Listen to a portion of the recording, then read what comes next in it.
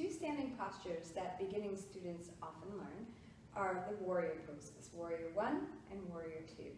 And today I'd just like to talk to you a little bit about the positioning of the feet and the hips and the torso in each of these poses, because it's something that I go over with beginners that I teach in either workshop kind of environments, and it is something that I'm changing a little bit in terms of my teaching and how I am coaching students to participate in the pose during a class. So when I first learned warrior poses, there were two options for the feet, and I'm just going to pull up so you can see my heels here.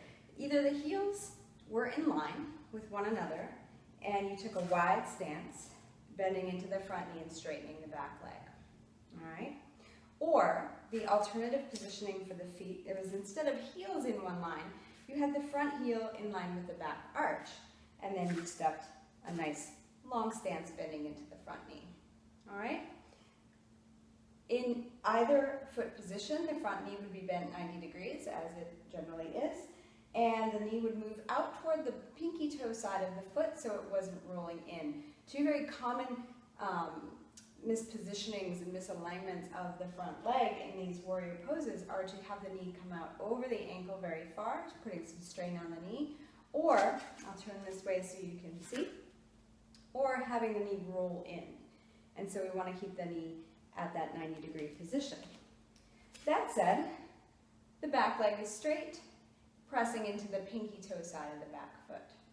Now you can see from either of these foot positions, right now I have the heel in line with the back arch, because that was always more comfortable for me. You can see that my hips, my torso are facing the camera, right? So they're facing you. This is the Warrior 2 position typically. You might see it with the arms placed out to the sides and the gaze placed over the front middle finger. That's fine. My back foot is pretty much parallel with the back of my mat, and it allows my hips to open pretty comfortably. I don't feel like I'm working very much here in terms of keeping my positioning. What I am working on is strengthening my base, my legs, and my feet. I'm also pulling up through the belly and the sides of the waist, so I'm getting nice and tall and long while I'm pressing down. That's great. Now, when we start to look at Warrior 1 though, in Warrior 1 the instruction is typically to face your hips and your torso forward.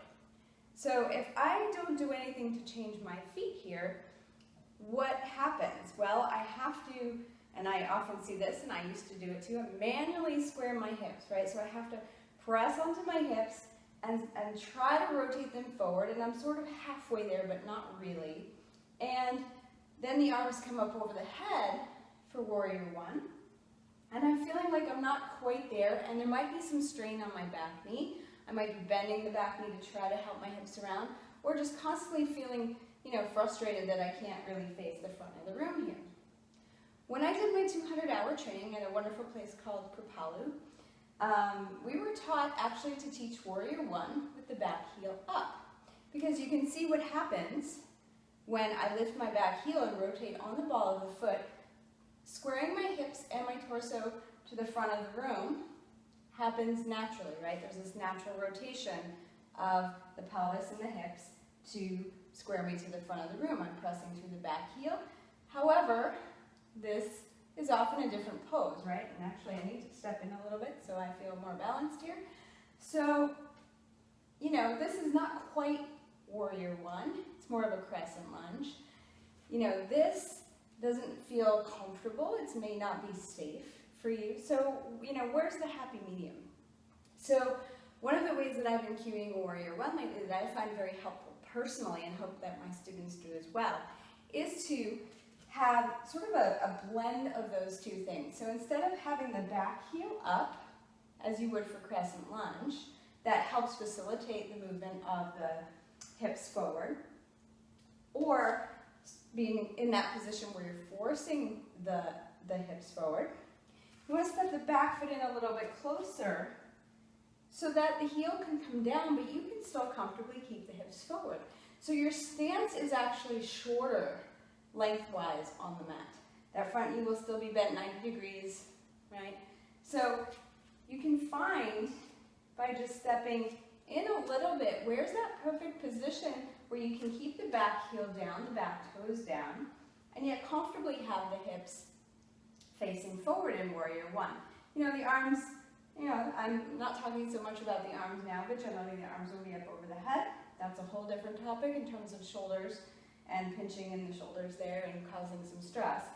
But we really want to feel grounded in the feet in warrior one. So if we are able to easily square the hips and torso to the front of the room by turning the back foot in, when we transition into warrior two, say we're here, we come down, then we just turn the toes out. Maybe we inch the foot back a little bit and just open into warrior two. You know, it's not really, we make things a big deal, right? Oh my goodness, I have to change my foot position from here to here, but that just lets the pose be. It lets it be a little bit more open, a little more comfortable, right?